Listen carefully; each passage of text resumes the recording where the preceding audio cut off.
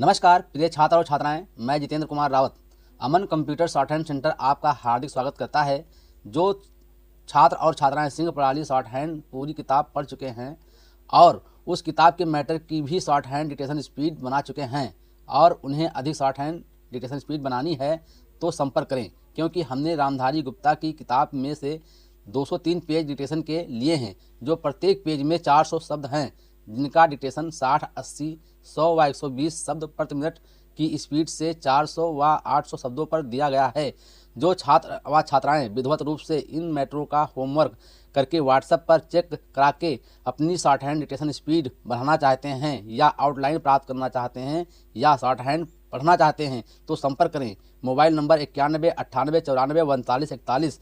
दूसरा है 700 790 52 75। अतः संपूर्ण पढ़ाई व्हाट्सएप पर वीडियो के माध्यम से कराया जाएगा। धन्यवाद। उपाध्यक्ष महोदय, मैं समझता हूं कि अब तक इस वैदेशिक नीति पर न केवल इस ओर के सदस्यों ने ही बल्कि दूसरी ओर के सदस्यों ने भी प्रधानमंत्री जी को धन्यवाद दिया है। इसलिए मैं अपनी तरफ से धन्यवाद देकर उनका बोझ बढ़ाना नहीं चाहता। इसमें कोई संदेह नहीं कि इस सदन के सभी सदस्य, चाहे वे किसी भी पार्टी से संबंध रखते हों, इस बात से पूरे सहमत हैं कि हमारी विदेश नीति ने संसार में हमारा सिर ऊंचा उठाया दिया है। हमने पंचशील के सिद्धांत को संसार के सामने रखा है। यदि हम उसके आधारभूत सिद्धांत पर दृष्टिपात करें तो हमको पता चलता है कि हमने संसार में एक जो सबसे बड़ा काम किया है वो यह है कि हमने तनाव को कम करने का प्रयत्न किया है।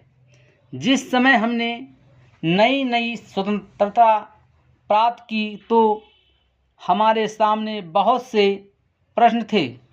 उनके साथ ही हमारे दो बड़े गुट थे, जो कि एटम बम और दूसरे बम लिए हुए हमको चुनौती दे रहे थे कि अगर हमने उनमें से किसी एक गुट में सम्मिलित नहीं हुए तो हमको बड़ी कठिनाई होगी।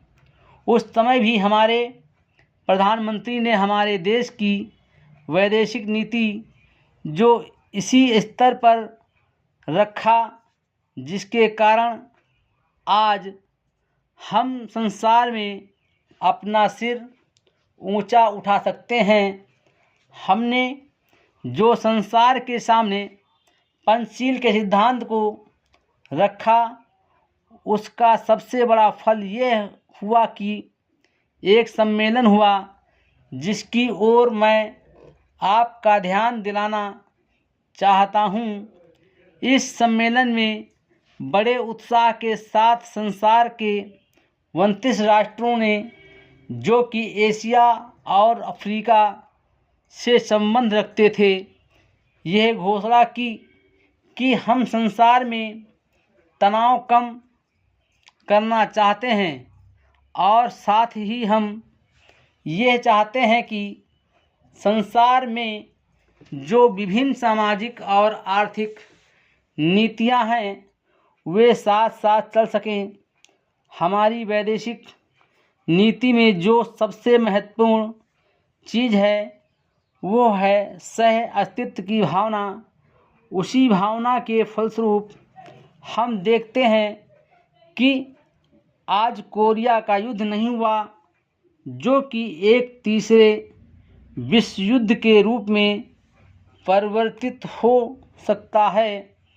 हमारी इस नीति के कारण हमारे अमेरिकी मित्र हमसे कुछ अप्रसन्न भी हो गए, लेकिन यदि हम ऐसा न करते तो आज संसार को तीसरा युद्ध देखना पड़ता। मैं बहुत ज़्यादा समय नहीं लूँगा, थोड़ा ही लूँगा। Full stop.